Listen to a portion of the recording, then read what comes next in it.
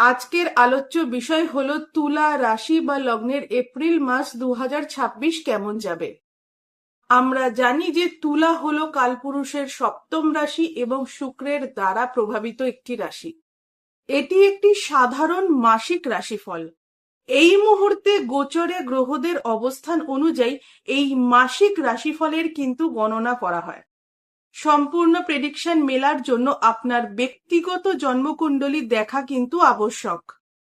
তুলা সাপেক্ষে নবম ভাবে এই মুহূর্তে দেবগুরু বৃহস্পতি মার্গী হয়ে অবস্থান করছে, ফলে তুলার ভাগ্যের ক্ষেত্রে কিছু সুপরিবর্তন আসার সম্ভাবনা কিন্তু এপ্রিল মাসে রয়েছে।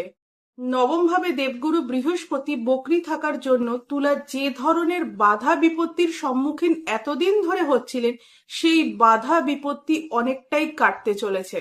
তুলা পারবে অর্থনৈতিক দিক থেকে উন্নতি করতে। এছাড়া তুলার ক্ষেত্রে কিন্তু উচ্চ বিদ্যায় সাফল্যের হার অনেকটাই বৃদ্ধি পাবে। ছোট ভাই বোনের সাথে সম্পর্কের উন্নতি, এটা কিন্তু তুলার ক্ষেত্রে লক্ষ্য করা যাবে।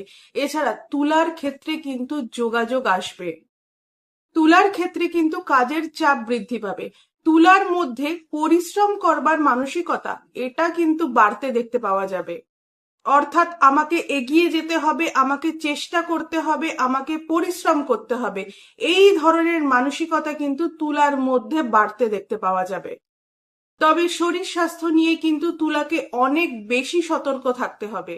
এছাড়া নতুন কর্মপ্রাপ্তি, কর্ম পরিবর্তন ইত্যাদির যোগ রয়েছে কিন্তু তুলার ক্ষেত্রে। মাসের প্রথম দিকে তুলার প্রেমের ক্ষেত্রে কিন্তু সময়টা ঠিকঠাকই থাকবে, তবে 18ই এপ্রিল থেকে 24শে এপ্রিল পর্যন্ত প্রেম সংক্রান্ত বিষয়ে কিন্তু জটিলতা কিছুটা হলেও বাড়ার সম্ভাবনা তুলার ক্ষেত্রে রয়েছে। সপ্তম ভাব থেকে কিন্তু আমরা ব্যবসা দেখে থাকি। সেই সপ্তমপতি মঙ্গল, সে কিন্তু সপ্তমের দ্বাদশে গিয়ে অবস্থান করছে, অর্থাৎ ষষ্ঠ ভাবে গিয়ে কিন্তু অবস্থান করছে। ফলে ব্যবসার ক্ষেত্রে কিছু উটকো ঝামেলা বৃদ্ধির সম্ভাবনা কিন্তু তুলার ক্ষেত্রে এপ্রিল মাসে রয়েছে। তবে তুলাকে কিন্তু তার মায়ের শরীর স্বাস্থ্য নিয়ে অনেক বেশি সচেতন থাকতে হবে এপ্রিল মাসে। তুলা সাপেক্ষে অষ্টমপতি হলো কিন্তু শুক্র। শুক্র এপ্রিল মাসের 19 তারিখে নিজের ঘরে অর্থাৎ অষ্টম ভাবেই কিন্তু সে প্রবেশ করবে।